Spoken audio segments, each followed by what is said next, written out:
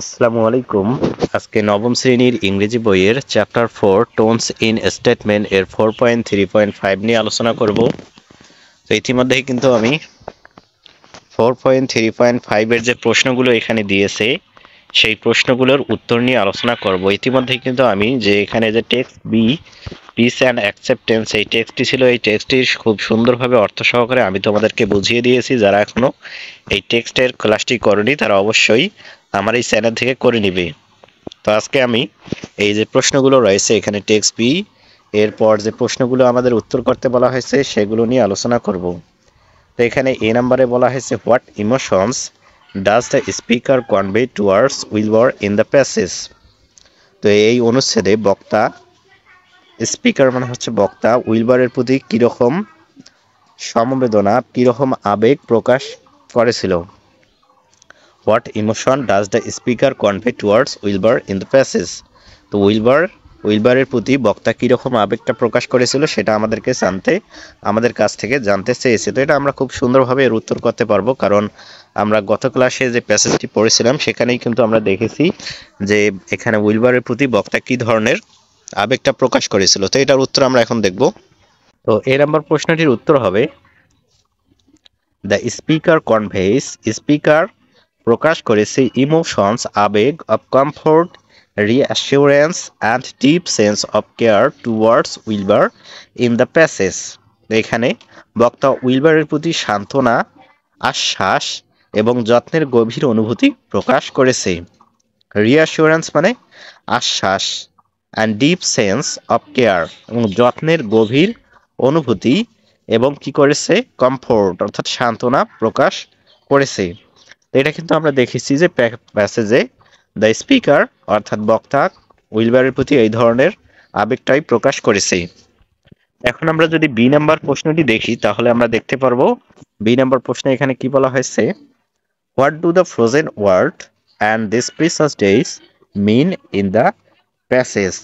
অনুচ্ছেদটিতে তুষার আবৃত বিশ্ব এবং এই সব মূল্যবান দিনগুলো দ্বারা কি বোঝানো হয়েছে। ফ্রোজেন ওয়ার্ল্ড মানে তুষার আবৃত বিশ্ব, অর্থাৎ এখানে যে শীতকালের আবহাওয়া সেটাকে কিন্তু বোঝানো হয়েছে, এবং দেশ প্রিসাস স্টেজ অর্থাৎ বর্তমানে যে সময়গুলো রয়েছে সেটা যে মূল্যবান সেটাকে যে কাজে লাগাতে হবে সেটাই এখানে বলা হয়েছে যে এই দুটো যে ফ্রেজ রয়েছে এই ফ্রেজ দুটো দ্বারা অনুচ্ছেদে কি বোঝানো হয়েছে। তো এটার উত্তর হবে the frozen world symbolizes the harshness and challenges of winter. এখানে হিমায়িত বিশ্ব বা বরফে ঢাকা বিশ্ব শীতের কঠোরতা এবং চ্যালেঞ্জের প্রতীক।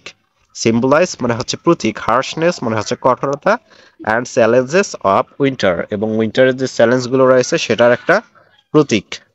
তো এরপরে কিন্তু আরো একটি শব্দের কথা বলা হয়েছে, সেটা হচ্ছে দিস প্রেসাস ডেইজ।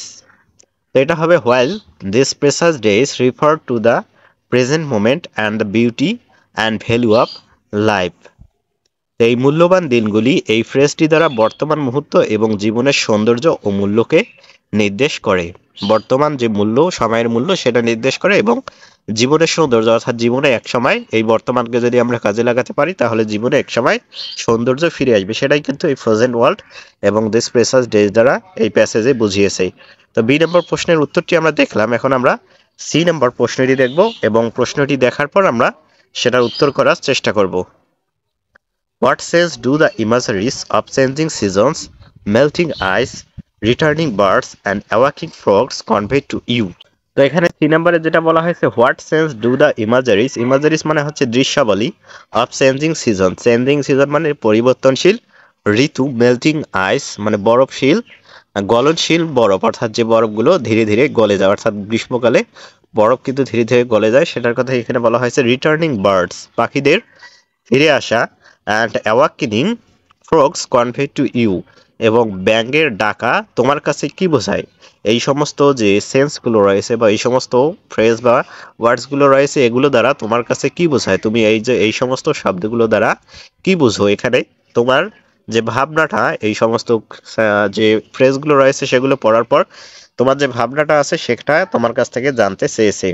3 নম্বর প্রশ্নটির উত্তর হবে দ্য ইমাজারি অফ চেঞ্জিং সিজন, এই দৃশ্যাবলী অফ চেঞ্জিং সিজন মানে ঋতু পরিবর্তনশীল ঋতুর, মেল্টিং আইস গলনশীল বরফ, রিটার্নিং বার্ডস অ্যান্ড অ্যাওয়াকিং ফ্রগস, পাখিদের ফিরে আসা এবং ব্যাংকদের ডাকা convey a sense of renewal hope, যেটা বোঝায় সেটা হচ্ছে রিনিউয়াল হোপ অর্থাৎ নতুন শুরুর আশা, পুনরুদ্ধার অর্থাৎ নতুনভাবে যে শুরু করা সেটার আশা আমাদেরকে দেখায়। And the cyclical nature of life, এবং প্রকৃতির যে চক্রাকার সেটা বোঝায়। অর্থাৎ এটা আমাদের জীবনের যে নতুন শুরু, এটা একদিকে প্রকৃতির একটা চক্রাকার বোঝায়, অর্থাৎ ঋতু যে পরিবর্তনশীল, একটার পর আরেকটা আসবে, পাখিদের ডাকা আবার নতুন করে শুরু হয়, শীতকালে সেটা বন্ধ থাকে এবং শীতকালের পর কিন্তু আবার শুরু হয়। প্রকৃতির যে এই পুনরুদ্ধার অর্থাৎ চক্রাকার সেটা বোঝায়, এবং জীবন একসময় আবার যে নতুন ভাবে ফিরে আসবে সেটার আশাটা কিন্তু আমাদেরকে দেখায়। এখন সময় খারাপ যাচ্ছে, কিন্তু প্রকৃতির যে চক্রাকার রয়েছে ঠিক সেই রকমই জীবনের চক্রাকারের মাধ্যমে এক সময় আমাদের সুখ আসবে। তো সেটাই এখানে কিন্তু বোঝায়, রিনিউয়াল মানে নতুন, যে নতুন ভাবে যে আশা হয় সেটা। They suggests the inability of change and the promise of new beginnings, তারা আমাদেরকে যেটা বোঝায়। তো এখানে কিন্তু আমি সুন্দরভাবে সে অর্থগুলো লিখে দিয়েছি।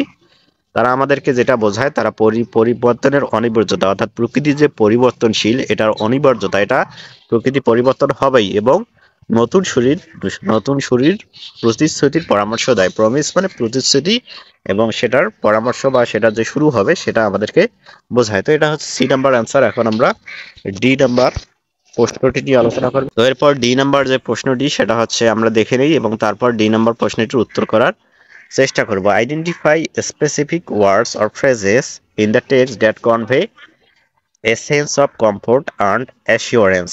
তো এখানে আমাদেরকে যেটা করতে বলা হয়েছে সেটা হচ্ছে যে এই অনুচ্ছেদের মধ্যে কোন কোন নির্দিষ্ট বা শব্দগুচ্ছগুলো শনাক্ত করতে বলা হয়েছিল যেগুলো সান্ত্বনা এবং আশ্বাসের অনুভূতি প্রকাশ করে। কমফোর্ট অ্যান্ড অ্যাসিওরেন্স, অর্থাৎ উপরে যে আমরা গত ক্লাসে পার্ট বি পড়েছি, সেই পার্ট বি পড়ার মাধ্যমে কোন কোন শব্দ বা শব্দগুচ্ছগুলো কমফোর্ট সান্ত্বনা এবং অ্যাসিওরেন্স অর্থাৎ আশ্বাসের প্রতিশ্রুতি দেয়।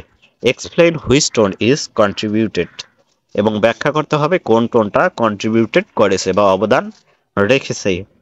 এই প্রশ্নটির উত্তর হবে specific words and phrases that convey a sense of comfort and assurance include, specific অর্থাৎ নির্দিষ্ট করে শব্দ বা শব্দগুচ্ছগুলো যেগুলো কমফোর্ট অর্থাৎ সান্ত্বনা এবং অ্যাসিওরেন্স বা আশ্বাসকে অন্তর্ভুক্ত করে সেগুলো হচ্ছে সিকিউর অ্যান্ড সেফ, নিশ্চিত এবং নিরাপদে থাকবে।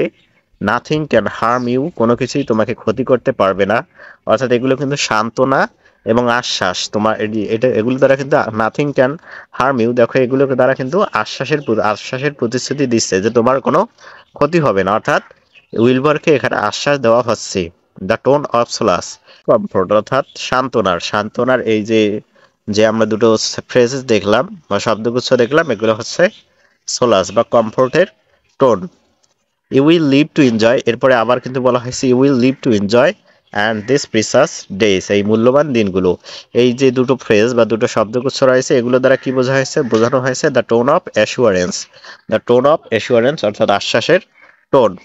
তো এগুলো কিন্তু উপরের যে ফ্রেজটি রয়েছে সেই ফ্রেজে, উপরে যেটা আমরা টেক্সটটি পড়েছি সেই টেক্সটে ব্যবহৃত হয়েছে। This words contribute to A tone of warmth, safety and optimism, শব্দগুলো উষ্ণতা, নিরাপত্তা এবং আশাবাদের সুরে অবদান রাখে। তো কোন কোন সুরের অবদান রাখে সেটা আমাদের কাছ থেকে জানতে চেয়েছে, তো সেটাই এখানে আমরা দিলাম। এটা হচ্ছে ডি নাম্বার প্রশ্নের উত্তর। এখন আমরা ই নাম্বার প্রশ্নটি দেখব এবং এটার যে উত্তরটা রয়েছে সেটা নিয়েও আলোচনা করব। এই নাম্বার প্রশ্নটি হচ্ছে how does the winter and spring ইমাজারি enhance the tone of renewal and anticipation. এটার অর্থ হচ্ছে শীতকালীন এবং বসন্তকালীন চিত্র কিভাবে পুনর্জীবন এবং প্রত্যাশার টোনকে বাড়িয়ে দেয়। হাউ ডাজ মানে কিভাবে, দ্য উইন্টার অ্যান্ড স্প্রিং শীতকাল এবং বসন্তকাল, ইমাজারি যে দৃশ্যাবলী রয়েছে, ইনহ্যান্স মানে বাড়িয়ে দেয়, দ্য টোন অফ রিনিউয়াল অর্থাৎ নতুন জাগরণের, এবং অ্যান্টিসিপেশন প্রত্যাশার টোনকে কিভাবে বাড়িয়ে দেয়। অ্যান্টিসিপেশন মানে প্রত্যাশা। এটার উত্তর আমরা এখন দেখব। তো এটার উত্তর হবে the winter and spring ইমাজারি enhance the tone of renewal and anticipation by portraying the transition from a harsh cold season to a period of warmth, growth and new life. শীত এবং বসন্তের চিত্রগুলি একটি কঠোর ঠান্ডা ঋতু থেকে উষ্ণতা বৃদ্ধি এবং নতুন জীবনের সময়কালের রূপান্তরকে চিত্রিত করে পুনর্নবীকরণের প্রত্যাশার সুরকে বাড়িয়ে তোলে। তো এখানে শীত এবং বসন্ত দ্বারা যে প্রত্যাশার যে এবং নতুন জীবনের সুরকে বাড়িয়ে তোলে সেটা হচ্ছে যে হার্শ অর্থাৎ কঠোর, কোল্ড সিজন ঠান্ডা সিজন পেরিয়ে আবার কিন্তু ওয়ার্মস উষ্ণতা এবং যে বৃদ্ধি রয়েছে সেটা কিন্তু শুরু হয়, অর্থাৎ নতুন একটা জীবন শুরু হয়। ঠান্ডার পর আবার যখন বসন্তকাল আসে তখন একটা নতুন কিন্তু আবহাওয়া, নতুন একটা জীবন বা লাইফ শুরু হয়, সেটাই কিন্তু এটা বোঝায়। ইট এমফাসাইজ, এটা গুরুত্ব দেয় বা জোর দেয়, এমফাসাইজ মানে জোর দেওয়া, the idea of overcoming challenges and looking forward to brighter days ahead. তো এটি চ্যালেঞ্জগুলোকে অতিক্রম করার এবং সামনের উজ্জ্বল দিনগুলোর জন্য অপেক্ষা করার ধারণাকে জোর দেয়। তো এগুলো দ্বারা মূলত আমরা এটাই বুঝি যে জীবনের যে চ্যালেঞ্জটা রয়েছে সেটাই কিন্তু বুঝি যে জীবনে চ্যালেঞ্জ আসবে, এক সময় ঠান্ডা হিমায়িত বরফও কিন্তু গলিত হয়ে যায়। জীবনের চ্যালেঞ্জ আসবে এবং সেটা কিন্তু আমরা এক সময় ওভারকাম করব। তো জীবনের চ্যালেঞ্জটা উতরানোর জন্যই কিন্তু এই শব্দগুলো মূলত এখানে প্রতীক রূপে ব্যবহৃত হয়েছে। আশা করি তোমরা আজকের ক্লাসটি বুঝতে পেরেছো। বুঝতে পেরে থাকলে একটি লাইক দিয়ে তোমাদের বন্ধুদের কাছে শেয়ার করে দাও। আজকের ক্লাসটি করার জন্য অসংখ্য ধন্যবাদ। আর অবশ্যই যারা এখনো চ্যানেলটি সাবস্ক্রাইব করেনি তারা সাবস্ক্রাইব করে দেবে।